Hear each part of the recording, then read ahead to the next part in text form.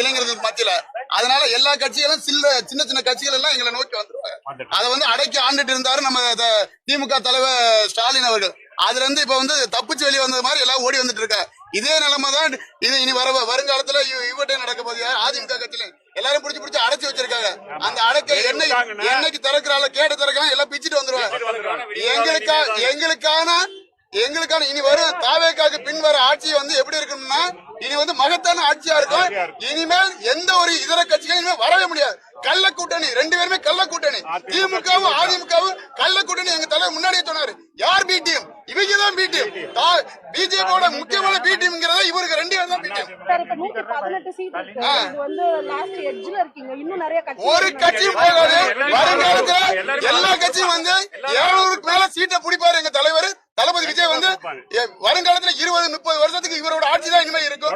இனி எந்த ஆட்சியும் வெளியே வரவே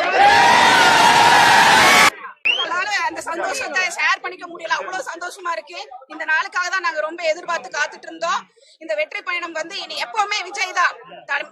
நாங்க இருக்கிற வரைக்கும் இந்த ஆட்சியில வேற யாருமே இடம் பிடிக்க முடியாது.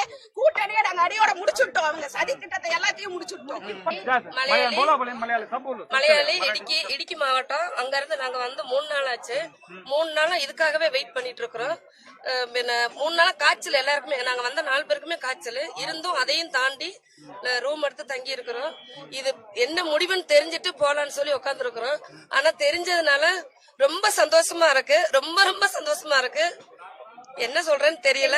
எல்லா விஷயங்களையும் நிறைவேற்றி தரக்கு அவர் தயாரா இருக்காரு. வாய்ப்பு கொடுத்தமைக்கு எல்லாத்துக்குமே நன்றி. எங்களுக்கு